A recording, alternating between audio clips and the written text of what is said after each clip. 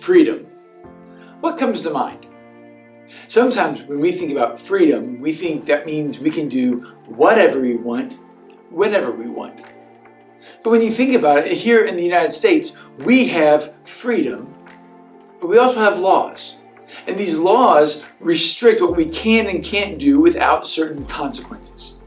Oh, sure, you can drive 80 miles an hour down the road, but it's likely that you will get a citation for speeding.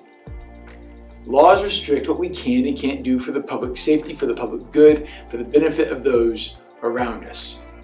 But freedom does mean we can choose our path. It means we can make certain choices about our life that might lead us to potential outcomes. You can choose whatever occupation you want. You can even choose where you live. You can choose what school you go to. You can choose the occupations that you may pursue in your life. We have freedoms. We have choices that we can make. Paul writes about freedom that we have in our spiritual life. In Galatians 5, he says this, "It is for freedom that you have been set free." And he goes on to say, "Don't let yourself be burdened again by the yoke of slavery." What slavery is he talking about? Slavery to sin.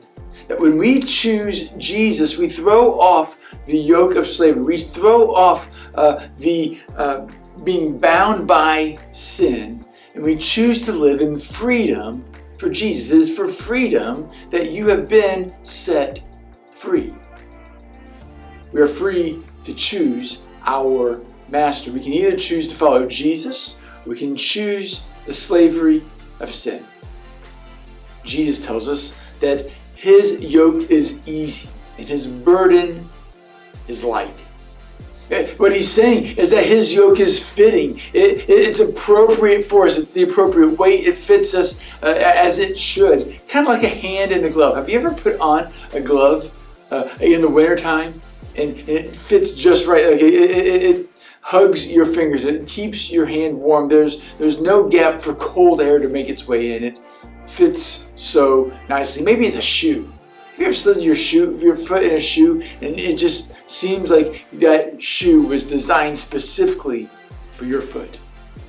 It fits right. It fits appropriate. It is the right yoke, is the right fit, is fitting for our job and for our life. Jesus says, "My yoke is easy and my burden is light."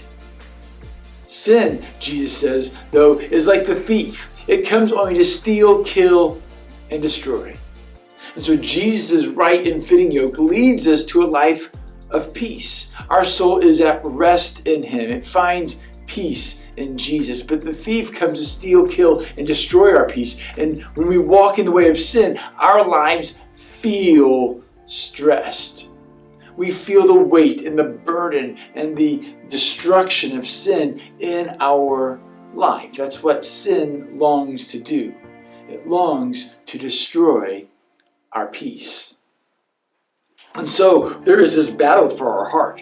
There's this battle for our allegiance. There's this battle for who are we going to give ourselves to? Are we going to live for Jesus, or are we going to live for our own sin and desires?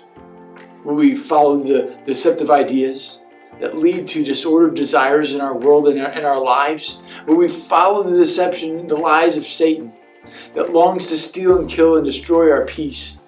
Or will we seek to walk in the way of Jesus?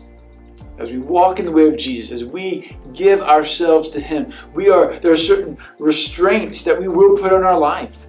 We won't choose certain activities. We won't choose to participate in certain things. We will give ourselves wholly and fully to Him. And if we walk in step with Jesus, we will find ourselves more and more at rest, more and more at peace with Him. And Jesus says that He came to give us life, and life to the full, an abundant life that He longs to give us when we choose Him as our Savior, when we choose Him as our Master, when we choose to cast off the restraints of sin and the fake freedom it provides, and choose to walk in freedom with Jesus, and choose the boundaries the restraints, the constraints that He may put on our life. That as we seek and follow Him, we find that those restraints are for our good. That those boundaries He sets certain boundaries to provide for us rest and peace and benefit. He's not restricting it feels like He's restricting our freedoms, our choices. But when we give our heart fully to Him, our heart ought to be inclined towards Him to make Him and Jesus and He alone happy. That we would please Him with our life. So who will win the battle for your heart? Who will you choose? Who will overcome? Who will become your master? Will it be your desires, or will it be your Savior Jesus? Who will win the battle for your heart?